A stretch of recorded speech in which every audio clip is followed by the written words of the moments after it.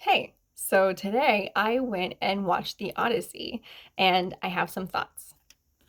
This is one of three videos because there were like three big themes that I saw coming up. I've read all the books. I've read the Aeneid, the Iliad, and the Odyssey, and I studied the mythology. I'm kind of a nerd about it, so I'm not going to be talking about the actors or anything surrounding that. I'm talking more about the plot and how it's all a big metaphor. That being said, if you don't want spoilers, you have 3 seconds. Three, two, one, bye. You can come back later after you have watched it and when you have some thoughts to share of your own. So I'm going to call this that faith is everywhere if you choose to see it. There was some prologue right at the beginning where it said, in the time of apparent magic. And people who are familiar with Greek mythology notice that this is when the gods would, the Trojan War, the way it's written, like the gods were putting their power, sprinkling their power dust all over this thing. Like Aphrodite was swooping down there, Athena was over there, and Athena is next to Odysseus frequently, like they're besties. Like she's guiding him or challenging him to shift his thinking. And the gods are everywhere. But I say faith intentionally because I think no matter where you are placing your faith or what name you give it, there are always ways to engage with faith, even if this is faith in yourself. So Athena pops up next to Odysseus and she says, the gods are everywhere. The gods are in a child's smile, in the wind in the sails, and in the tides in the ocean. And later she comes up and says, the gods are everywhere. They're represented in pain and hunger and death. Like the gods have a role in that. We have this symbiotic relationship.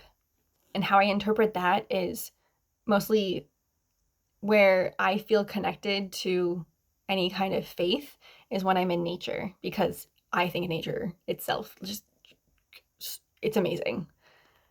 In the beginning of the journey, Odysseus they find the Cyclops and they're escaping, and Odysseus turns and puts another arrow in the Cyclops' head or its eye. And this is even after he heard his men say, the Cyclops is Poseidon's child. We better not hurt the Cyclops and get Poseidon's wrath. We better not anger Poseidon. And Odysseus is like, my men became convinced that I had angered Poseidon. I'm like, yes, I agree, dude, because you did. Throughout the film as well, people were talking about Zeus's law as this code of conduct and this agreement, like this social agreement that everybody has amongst each other. And so this is shown in action because Telemachus lets the beggars into the hall and offers them food. And he says, it could be Zeus in disguise. It could be a god in disguise. You never know. And that's his justification behind it. And he says this to the suitors, and the suitors are doubting this, and they're like, that's not a thing. But think about it, if the gods are everywhere, then faith in the gods, or faith to whatever you're tying it to, your faith comes through in the actions of people and how you live your life. So Telemachus or anybody believing this beggar might be a god in disguise is really just incentive to treat everyone with kindness, because if there's a possibility that that Zeus is in anybody's body, then you should just do it for everybody, not because it's Zeus, but because it becomes the right thing to do. And in doing this, you stay connected to your faith. So when you are connected to your faith and you have a personal relationship with wherever you're placing your faith, that entity, then you give bread to the hungry and you spare the life of a puppy, and that becomes your hunting dog. When you are disconnected from your faith, you disrespect the beggars and you behead statues of Athena in her temple.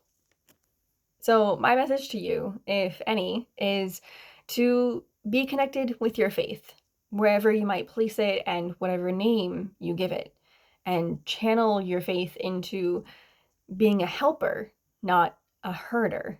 And if something godly or divine is speaking through you or acting through you, think about, what does that look like? What does that sound like?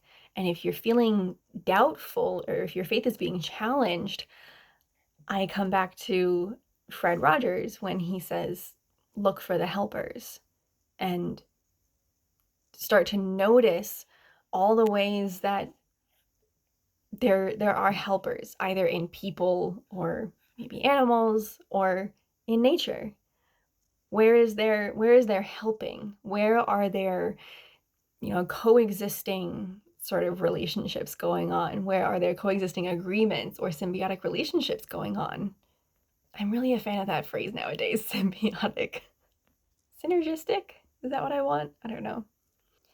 Again, if you have watched this video, it is one of 3, so go ahead and check out the other 2. If you've watched up to this point, thank you so much, and if you like anything that I said, please give me a thumbs up, and if you want to share this with anybody else, you go ahead and share it with them. If you want to stick around for more ideas, you can subscribe, so then you know when I have more new ideas.